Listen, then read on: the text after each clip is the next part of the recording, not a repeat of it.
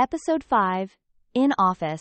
The door seals behind them with that soft vacuum thud, and the conference room is suddenly all breath and hum and a hiss from a little white puck on the table that looks harmless until you notice how it eats sound. The glint she saw a second ago is a chrome recorder beside it, and a Faraday sleeve sprawled open like a silver envelope. The figure at the glass doesn't move, just watches through frost, voice still bent by the modulator.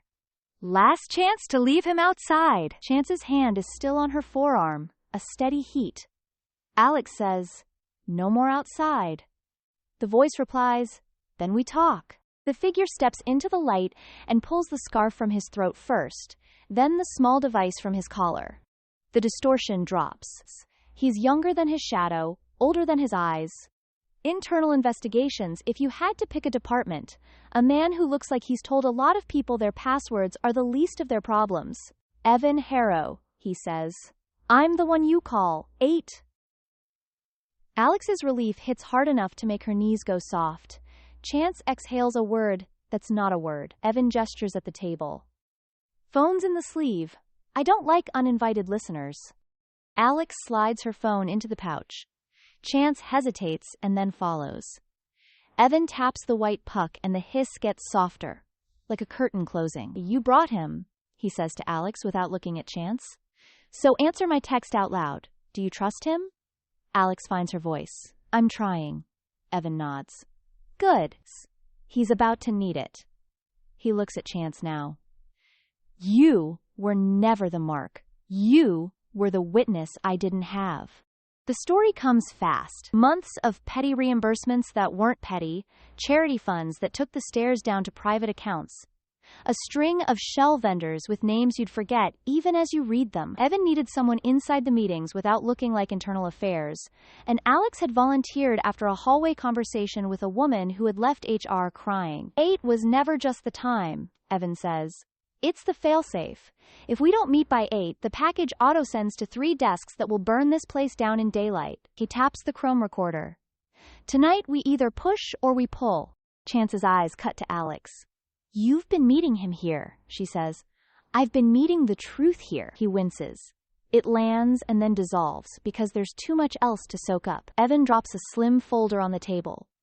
Printouts, signatures, an email where someone got sloppy and CC'd the wrong ghost. The CFO signs the wires. The chief of staff orders them. The fixer in facilities moves the boxes so nobody asks why a community laptop drive needs a locked cage.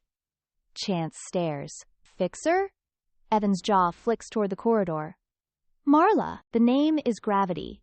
Even the glass feels heavier. Everyone knows Marla, smiles like a stamped seal, knows who's in early and who isn't coming back. The kind of efficient that leaves no fingerprints. Evan continues. She knows we're close, because she can smell a calendar invite that isn't there. She'll come for the drive. She'll come with a friendly question and walk away with evidence you didn't realize you just gave her. He glances at the door. Which is why I started the fan. He points to the white puck. White noise. Also a signal jammer if I twist it. Why tell me now? Chance asks. Because Alex said you fix things, Evan says. And because when this goes public, the company will paint whoever brought it forward as disloyal or unstable. 2 is safer than 1.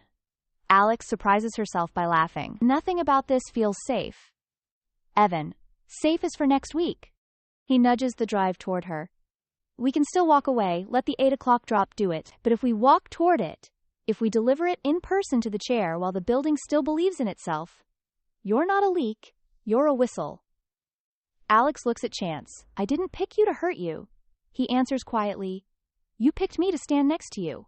I'm standing. The handle turns. A silhouette glides across frosted glass. Precise, unhurried. The door opens. Marla steps in, holding a smile like a weapon that was approved by the board. Evening. She sees the recorder, the drive, the sleeve, the faces. She closes the door behind her with a fingertip and the click has confidence in it. Housekeeping, she says. We've had some misfiled items. Evan's voice goes bland. Conference rooms are for filing. Marla's eyes move like scanners, and for a breath, Alex watches 2 professionals measure the length of a lie. Marla says, I need a sign out on an AV unit that wasn't returned. Alex says, we don't have it. Marla's gaze warms by 1 degree. Then you won't mind if I take a quick look. She takes a step. Evan shifts slightly so the table remains between them. New policy, he says cheerfully. No unscheduled audits after 5. Marla's smile goes from email to legal. Policies change. Her hand moves toward the recorder, and Evan's hand moves toward the recorder, and for a second, both hands are on the shine, and neither is willing to be second. Chance, who has not said a word, picks up the Faraday sleeve and tosses it to Alex.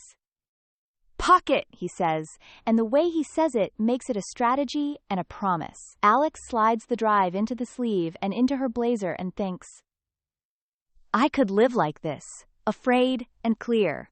Marla's eyes catch the movement. Her smile doesn't flicker. Alex, she says softly, like they are on the same side of a window, you don't want to do this. You like your job. You like your health insurance.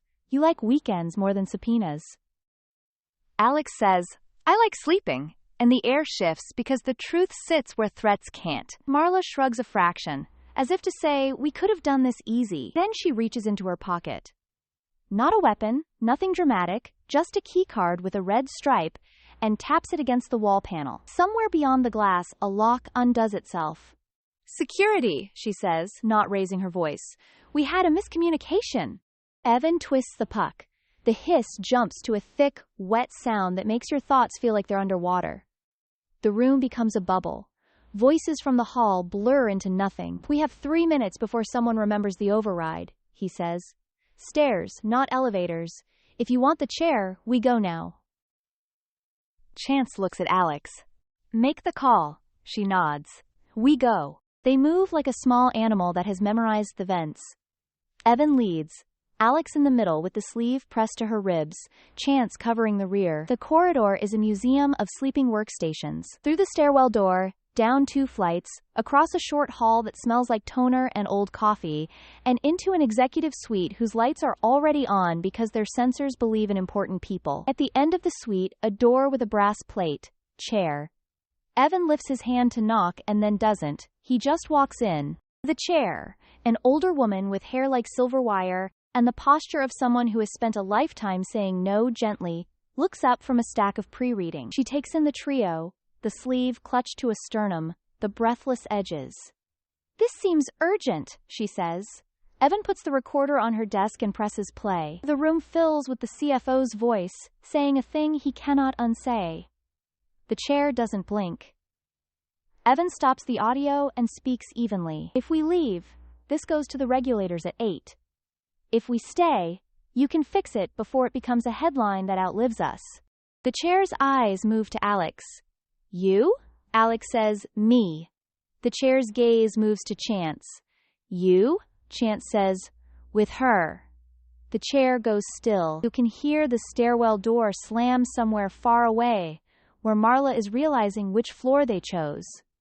The chair reaches for the phone, then doesn't. She stands instead, sliding the recorder into a desk drawer that clicks with a sound like a promise. You have courage, she says, and on anyone else it would be a compliment. Here, it's a decision. Stay in this room. Touch nothing else. I will return with 2 board members and our outside counsel in 10 minutes. If security arrives, show them this. She writes her own name on a card and underlines it. If Marla arrives, tell her she no longer works here. She is gone before relief has time to organize itself. 10 minutes is impossible and endless, and then the door opens with 3 people who represent consequences. Papers are scanned, a secure drive appears from a safe, Alex's sleeve gives up its evidence like a bird exhales when you open your hands. There are signatures and acknowledgments, and a slow, careful binding of a wound. The words forensic and preserve and cooperate land like clean bandages. The chair finally turns to Alex and Chance. You 2 should go home, she says. You've done more than enough for one night. Evan smiles wearily. 8 will still fire, he says. I don't stop a timer I didn't set. The chair nods. Let it. Truth doesn't mind multiple doorways. They leave through a service corridor that spits them out near the loading dock, where the city's breath smells like rain that hasn't happened yet. Evan shakes Chance's hand with the old-fashioned sincerity of a man who appreciates a second pair of eyes. I'll be in touch, he says to Alex. Next time we use 9. She laughs and doesn't, and he's gone into the building like a message you finally sent. It's quiet enough now that Alex can hear her own pulse again.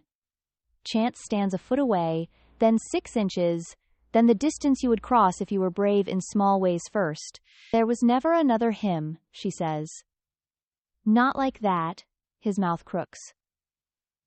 I know. I just didn't know how to know. She nods. Me neither, so I collected proof of everything except my heart. He says, how's the evidence look? She pretends to consider it. Messy. Admissible. He laughs the first unguarded laugh she's heard from him all week. And the sound feels like the first window you open in spring.